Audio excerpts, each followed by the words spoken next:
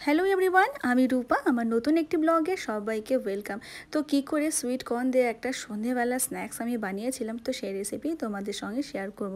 তো সেই জন্য এখানে নিয়ে নিলাম আমি এখানে কিছুটা পরিমাণে সুইট কর্ন, যেটা তোমরা যে কোনো স্টোরেই পেয়ে যাবে। আর এটা দেখো কি সুন্দর নরম।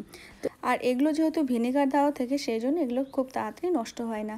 সেই জন্য কিন্তু আমি একবার এটাকে ভালো করে ধুয়েও নিয়েছি। ধুয়ে ভালো করে জলটা নিংড়ে তার মধ্যে দিয়ে দিয়েছি আমি 3 চামচ মতো কর্নফ্লাওয়ার। তার মধ্যে দিয়ে দিলাম গোলমরিচ পাউডার, আর দিয়ে দিচ্ছি ওই 1 থেকে 1.5 চামচ মতো একটু চাট মশলা। সাথে দিয়ে দিলাম একটু বিট নুন ফ্লেভারের জন্য। আর তারপরে একটু আমাদের যে সাধারণ নুনটা আমরা রান্না করে থাকি সেই নুনটাও দিলাম। দিয়ে সব কিছু দিয়ে ভালো করে এটাকে মিক্স করে নেব।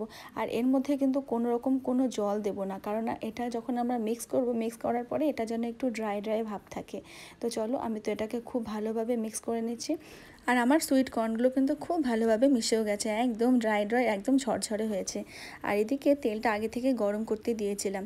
তেলটা সামান্য একটু গরম হয়ে এলেই তার মধ্যে আমি যে কর্নগুলো মিক্স করেছিলাম সেগুলোর মধ্যে দিয়ে হালকা করে ভেজে নেব। এগুলো খুব ভাজতে হবে না, জাস্ট একটু তেলের মধ্যে দিয়ে নাড়াচাড়া করলে হালকা লাল হয়ে গেলে এটা ভাজা মোটামুটি হয়েই যায়। তো দেখো, আমি তো একবার দিয়েছিলাম, দিয়ে ভাজা হয়ে গেছে। তারপরে আমি আবার কিছুটা পরিমাণে দিয়েছিলাম। আর আমার কিন্তু এই সুইট কর্নের পরিমাণ অনেকটাই ছিল, যেটা একবারে বা দুবারে ভাজাটা কখনোই সম্ভব ছিল না। আমাকে প্রায় এটা 3-4 বার মতো ভাজতে হয়েছে। তো চলো, আমার তো সেকেন্ড টাইমের ভাজা শেষ, এবার হচ্ছে 3rd নম্বর বার ভাজা। তো এই যে 3rd নম্বর বার কী করেছি, যতটা পরিমাণ ছিল সব একসাথে দিয়েই ভেজে নিয়েছি। কতবার ভাজবো বলো। তো একটু লাল লাল হতেই আমি কিন্তু এগুলোকে আবার উঠিয়ে দিয়েছি। আর দেখো কতটা পরিমাণ হয়েছে। এবার যেটা করতে হবে সেটা হচ্ছে দুটো বড় বড় সাইজের ক্যাপসিকাম নিয়েছি, 3টে পেঁয়াজ নিয়েছি, 3-4টে কাঁচা লঙ্কা। আর ক্যাপসিকাম পেঁয়াজ সব কিন্তু আমি একদম কুচো করে নিয়েছি, কাঁচা লঙ্কাও আলাদা করে কেটে রেখেছি।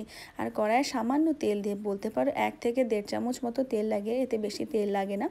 সামান্য পরিমাণ তেল দিয়ে সে যে ক্যাপসিকাম কুচি আর পেঁয়াজ কুচিটা এর মধ্যে দিয়ে দিলাম। জাস্ট একটু নাড়াচাড়া করতে হবে।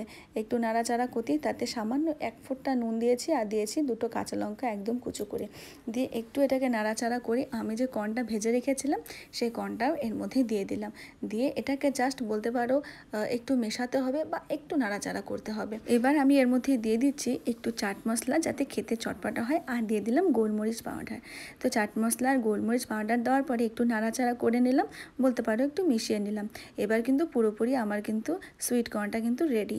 তো চলো, আমি কিন্তু এভাবেই বানিয়েছিলাম, তোমরা কে কীভাবে বানাও তোমরাও শেয়ার করো। আর খেতে কিন্তু সত্যিই ভীষণ ভীষণ ভালো হয়েছিল। সন্ধেবেলা এরকম স্ন্যাক্স থাকলে আর কিন্তু কিছুই লাগে না। চলো তাহলে, ভিডিওটি কেমন লাগলো অবশ্যই জানাবে। আজকের ভিডিওটি তাহলে এখানেই শেষ করছি, দেখা হচ্ছে পরের ভিডিওতে। ততক্ষণে তোমরা সবাই খুব খুব ভালো থেকো।